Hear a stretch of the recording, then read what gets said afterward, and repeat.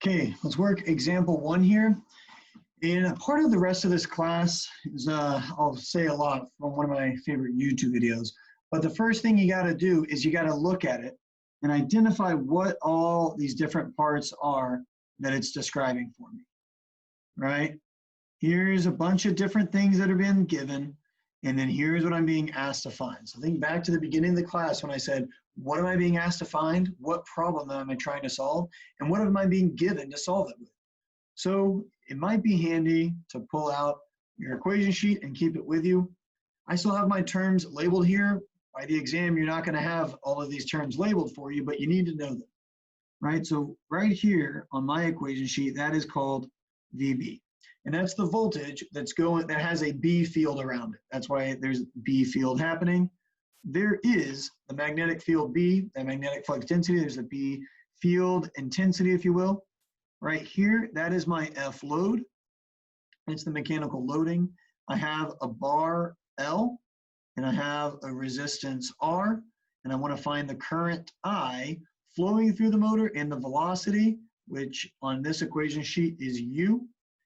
And it says when the steady state conditions are achieved. Right? So if I'm going to get to steady state, then I'm going to say, and something else it doesn't give, but it should, is it can say ignore friction. Or it could say that the mechanical loading, that 1 Newton, is the F load plus the F friction. Either way, it doesn't mention friction, so we'll assume that we ignore friction.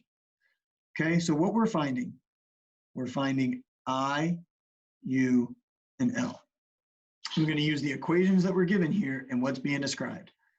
It is at steady state and there is no friction. Therefore, the force of the load that's been developed is, or the force of the load that we're pulling, right, that mechanical loading of 1 Newton, is going to equal this force developed because we've reached a steady state condition. Then the next thing that I want to find is one of these equations. Use one of these equations to find the I, right? The force developed equals ILB. Can rearrange it for I, and I get the force developed divided by LB. The force developed is 1 Newton, since that is the force of the load.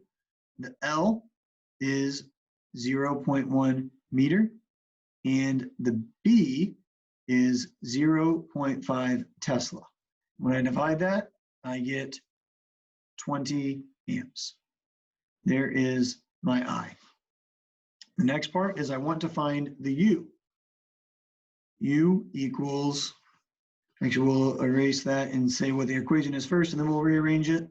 And we'll say that the E induced equals UBL. Do I know the E induced? I do not. Can I solve for the E induced? Yes, I can, because I can see the equation VB minus E induced equals IR. I solve for the E induced by rearranging. This is VB minus IR. Remember, that's just Kirchhoff's voltage law whenever I consider this circuit right here. It's kind of got a little bit messy, but remember the circuit is essentially the resistor and then this induced force on the other side. And what goes up must come down. The VB, there's I going through this resistor. There's a drop there, and then there's a drop of the E induced. What goes up must come down. So I can put all those together, and my VB that was given was 100 minus 20 amps times 0.02 ohms, and my E induced that I'm left with is 99.6 volts. That's what's opposing based off having a velocity. So what is that velocity that we have? We can rearrange. U equals E induced divided by BL. The E induced, 99.6 volts. The BL, B being 0.5 Tesla.